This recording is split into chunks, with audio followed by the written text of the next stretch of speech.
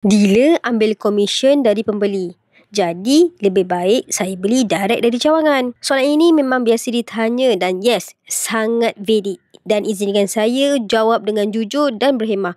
Okey, yes, memang betul dealer Public Gold ni akan terima insentif. Bukan ditambah dari harga emas tersebut, tapi daripada pihak Public Gold sendiri. Tapi peranan dealer ni bukan hanya sekadar daftar dan tinggal. Apa yang anda akan dapat bila berdaftar dengan dealer yang aktif dan bertanggungjawab? Yang pertama, anda akan dapat bimbingan step by step pendaftaran dengan pembelian pertama hinggalah keluarkan emas fizikal. Yang kedua, anda akan dapat support group di mana anda tak akan dibiarkan terkekel sendirian. Yang ketiga, alert bila harga emas murah supaya anda yang ada duit banyak boleh borong waktu emas terbaik. Keempat, ada perkongsian ilmu antara beza 916 dan 999, bila waktu terbaik beli emas, bila waktu nak jual dan lain-lain lagi. Kelima, anda ada peluang akses untuk join training dan seminar khas di mana kat luar sana tu ramai lagi yang tak tahu. Bagaimana jika anda terus daftar ke cawangan tanpa bimbingan dealer? Yes, boleh je. Tapi sayangnya, tiada siapa pun yang akan follow up anda. Tiada siapa pun yang akan ajar anda tentang cara simpan yang paling efektif. Tiada grup untuk bertanya bila anda confused. Tiada di mana bila harga tengah best dan yang paling sedih sekali bila dah lama simpan baru tahu semua benda yang dah terlepas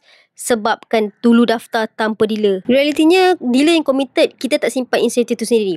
Actually, kami gunakan untuk buat konten, jawab soalan customer satu persatu, bimbing tim kami, hadir training, educate masyarakat tentang emas. Dan anda tahu tak, semua ini perlukan masa, data, tenaga, kos, ilmu yang tak putus-putus. Kesimpulannya, jika anda nak beli dan simpan sendiri, boleh terus ke cawangan. Tapi kalau anda nak belajar, faham, ada support dan bimbingan, daftar dengan dealer yang aktif jauh lebih berbaloi. Kami tak paksa, cuma beri pilihan dan pertimbangan. Jadi, jika anda nak dibimbing dari A sampai Z hingga capai matlamat gram yang diimpikan, boleh saja klik di link bio saya ataupun pin post video saya akan bantu sebaiknya. Design your future with gold.